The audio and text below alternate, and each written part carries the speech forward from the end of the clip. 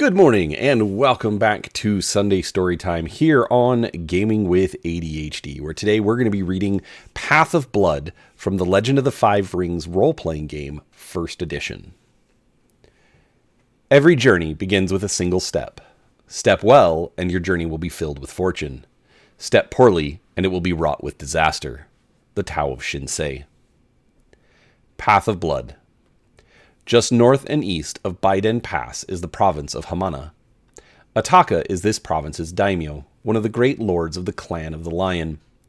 In Hamana there is a village, and in the village there is an inn. It is called Ugaido's Inn, for that is the name of the man who owns it. It was Ugaido's Inn 500 years ago, and today it remains Ugaido's Inn, passed down from Ugaido to Ugaido for too many generations to count. The current Ugaido is a short, bald man whose big laugh fits inside his big belly. Long ago, a group of bandits almost burned his inn down and left him with a long scar along his face. Now, only half of his face moves, which makes him sound drunk all the time. But he is a clever man, this fat little fellow, and tonight there is gambling at his tables and rain on his roof. And it is in this little inn that our story begins. Ginawa shook the cup hard, holding his palm over the lip to make certain the dice didn't fly free. All about him, in the dark and smoky room, samurai and merchants watched as they threw coins onto the table. He watched the money pass from hand to hand, waited until all eyes were on him, then slammed the cup hard on the table, shaking the coins from their piles. He lifted the cup and let Ugaido read the faces. "Fortunes and wins!" the little man with a mumbling lip called out. There were cries and anger and joy all about him. He felt his wicked smile creep on his face, and his thoughts turned suddenly to Gimiko. Even with the stink of tobacco in his head, he could still smell the perfume in her hair. He shook his head clear of the memory. "Ha! There you have it. Fortunes and wins. Where is my money?" The coins were pushed across the table by reluctant hands. He heard the murmurs in the darkness, but he ignored them. Losers will always find excuses, he thought. Besides, these winnings will keep me well fed for many months. He tucked the coins into a pouch hanging from the silk belt wrapped around his waist.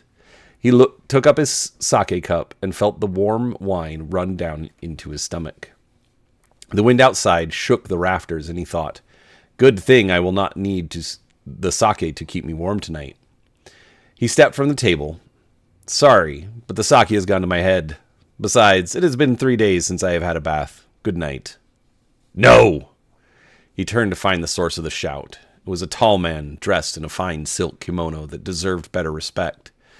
Tucked into his obi were the 2 swords, the katana and the wakizashi. His eyes were red and dancing. "No, you will play until I get my money back." Ginawa looked for the innkeeper. "Why does this man have swords? Aren't all expected to check their swords in at the door?" No one said a word. He watched as the crowd parted to allow space between the 2 men. Ginawa looked for the boy who took his own swords away from him at the door. "It is the law," the boy explained. He knew he should have demanded to keep at least the short sword, the wakizashi. "I have no quarrel with you," he said to the samurai. "You are a coward," the samurai spat back. Ginawa's eyes narrowed. When he spoke next, there was the hiss of a serpent in his voice. "The sake in your stomach speaks for you, samurai." "Then perhaps I will let my katana speak for me."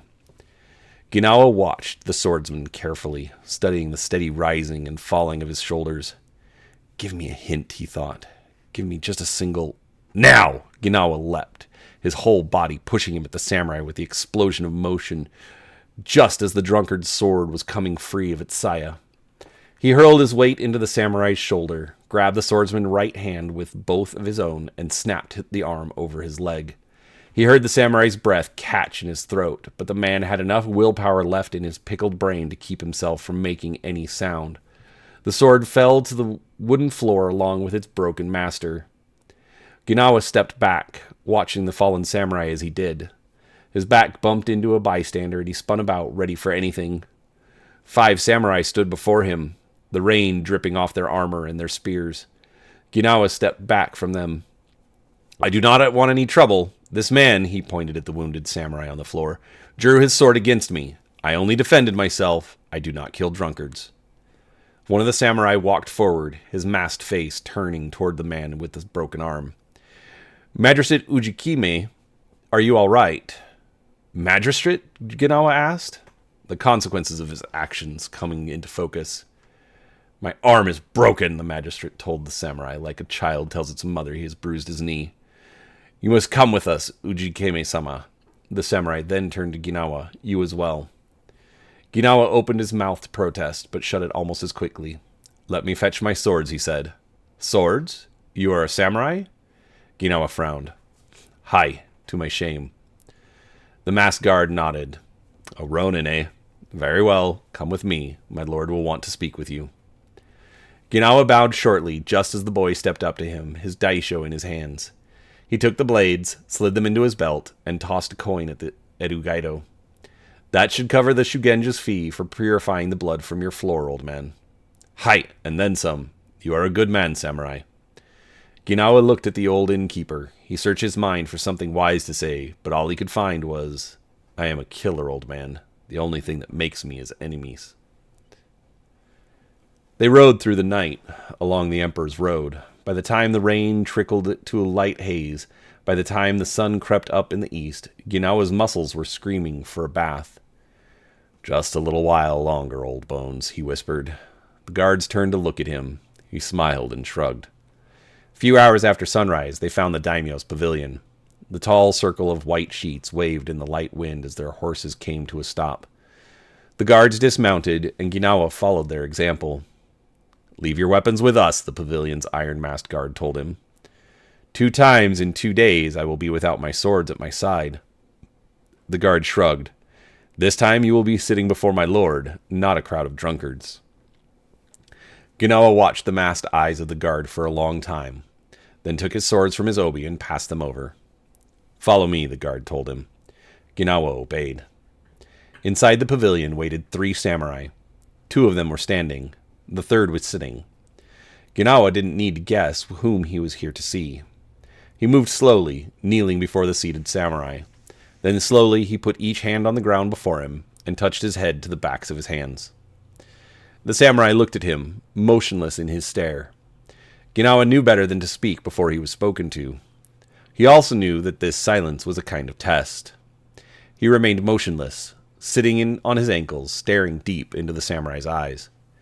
Behind the samurai, he saw the sun rise higher. As it gained height, the pain in his ankles grew. But Ginawa allowed no sign of that pain to show in his eyes. Instead, he focused on another pain, a deeper pain that lived deep in his heart. He lived the moment in his mind over and over again. That pain smothered the ache in his ankles. Finally, the samurai spoke. What is your name? Ginawa shook his head. My name has been taken from me. Is that why you travel through my lands without papers? Is that why you wound my magistrates? You are seeking your name? Again, he shook his head. What I seek, only death itself can give to me. A light of understanding shone in the samurai's eyes. You are a wave man, a ronin. He looked to his guards. You say this man defeated Ujikime? The guard rushed forward to kneel at his master's feet. Height! With nothing but his bare hands? The guard bowed shortly. Height! The samurai nodded. You were never very fond of Ujikime, were you, Hijiko? Ginawa looked to his right at the kneeling guard. Slowly, she removed the helmet from her head and placed it at her side. He was ever devoted to you, Ataka-sama.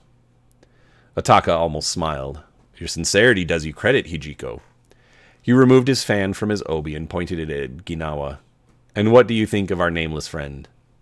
She looked at Ginawa, and he saw a glint of something in her eyes. He moves well, Ataka-sama, and he shows a bit of resolve. Good, I am glad we are in agreement. Ataka made a motion to a servant who quickly brought 2 papers to the samurai. One of the papers he handed to Hijiko, the other to Ginawa. Hijiko, you have served me well for 3 years. No longer will you be a yoriki, a magistrate's assistant. You are now my chief magistrate, my kado. Despite her best efforts, a smile blossomed in Hijiko's face, and as Ginawa watched it bloom, he realized he was looking at a hidden beauty under all that sweat and armor. And you, my nameless friend, I have a proposal for you. Since I am now one Yoriki short, I was wondering if you would help me fill the gap. Ginawa knew the question before Ataka spoke it. His gaze dropped to Ataka's knees. He could hear his breath. He felt his heart pounding against his chest. He took a breath and said, Ataka-sama, I have been samurai to a daimyo, and when my courage was questioned, I failed. I never want that to happen again. Then don't let it happen again, samurai. Ginawa's head snapped up. Again, he looked into Ataka's eyes. Moments passed. Something unspoken passed between them. Ginawa nodded. I accept. Good, then tell me your name. It is Ginawa. He felt Hijiko start and saw the two samurai behind Ataka put their hands on the pommels of their weapons. Ataka did not move. Then the blade you carry, Ataka whispered. Height is one of the 4 Iuchiban blades. Across the pavilion, servant stepped away from the resting sword. The cursed sword of the blood speakers, Hijiko murmured. Ataka asked, Which one is it, Ginawa? The blade of revenge, Ataka-sama. He nodded. Then take your weapon and go to your steed. Wait there. Height. Ginawa rose quickly and went to his blade. He took it as the servants watched, their eyes filled with trepidation. When he was out of sight, Hijiko asked, Ataka-sama, is it wise? He is strong, Hijiko. The strength of his ancestors is in his soul. I can see that. There is also a destiny in his eyes. I may be a part of that destiny. He looked directly at the samurai ko, and so might you. She bowed and rose. My life for you, Ataka-sama. Then she rushed back out to her steed. The fortunes have made my house a way station on your path, Ginawa, he said as he watched them ride away. I hope your path of blood will end in honor. All right, that ends part 1. Come back next week for part 2. Thanks for watching, and we'll talk to you next time.